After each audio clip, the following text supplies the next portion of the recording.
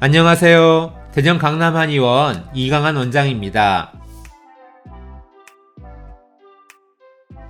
뇌졸중은 한자 그대로 뇌에 갑자기 중풍이 왔다는 뜻입니다. 뇌혈관이 터지는 것은 뇌출혈, 뇌혈관이 막히는 것은 뇌경색, 이 두 가지를 합쳐서 뇌졸중이라고 합니다. 이렇게 뇌혈관이 터지거나 막혀서 뇌세포가 혈액을 전달받지 못하면 죽게 되는데요. 그럼 뇌세포가 담당하던 기능에 장애가 생겨서 안면마비나 구음장애 같은 뇌졸중의 여러 증상들이 나타나게 됩니다. 그런데 일과성 뇌허혈 발작이라고 해서 뇌혈관이 일시적으로 막혔다 다시 뚫리는 것도 있습니다. 뇌졸중의 전조질환 같은 것이라서 미니 뇌졸중이라고도 부릅니다. 심하게 좁아진 뇌혈관에 혈액 흐름이 잠시 정체되거나 핏덩어리의 뇌혈관이 잠깐 막힐 때 나타나는 것이라서 뇌졸중의 전조 증상과 유사합니다. 한쪽 얼굴이나 팔다리 혹은 몸 한쪽으로 갑자기 마비가 오면서 힘이 빠질 수 있고요. 어지러우면서 시야가 흐려지고 심한 두통이 오면서 구역감이 느껴지기도 하고요. 입술이나 혀가 굳어지면서 말하는 게 어눌해지기도 합니다. 그런데 이런 증상은 몇 분에서 몇 시간 정도 나타났다가 사라지고 대체로 24시간 내에 회복된다는 특징이 있습니다. 증상이 사라졌다고 해도 머리 MRI 검사는 반드시 받아보셔야 하는데요.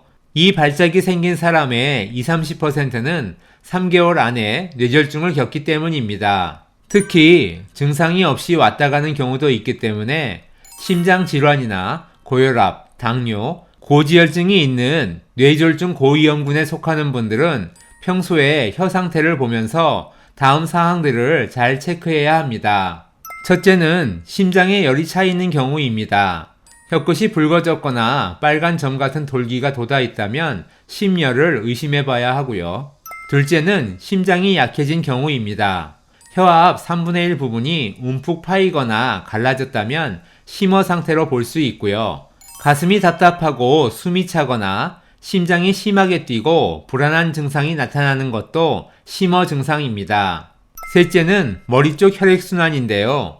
뇌혈액순환 장애가 있는 분들은 혀 안쪽에 설태가 두껍게 끼고 혀뿌리 쪽에서 혀끝으로 흘러나오는 11자 모양의 황태가 잘 나타납니다. 그리고 혀가 내 맘대로 움직이지 않고 뻣뻣한 느낌이 들거나 발음이 어눌해지거나 혀가 당기는 느낌이 들거나 말할 때 불편한 증상이 생길 수도 있습니다. 이런 증상이 느껴지면 MRI 검사도 받아보시고요. 간혹 검사 결과에 이상이 없다고 나오는데도 증상은 계속 나타나는 분들이 계십니다. 그런 분들은 전조 증상이 보내는 위험 신호로 생각하시고 반드시 예방치료를 받으시길 권해드립니다. 환자분마다 최우선 과제가 다르지만 평균적으로는 심장의 부담을 덜어주고 기혈순환을 도와주는 침치료와 한약치료를 병행하고요.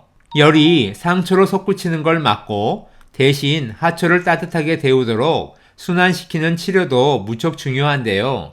가슴이 뛰고 명치 밑이 갑갑한 증상을 치료해서 중초가 막힌 것을 풀어주면 상초와 하초의 소통이 원활하게 되어 순환도 더욱 좋아질 수 있습니다.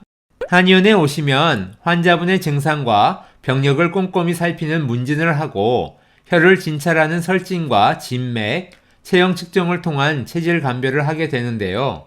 이런 진찰 과정을 통해서 중풍 전조 증상이나 후유증 모두 케어하실 수 있으니까요.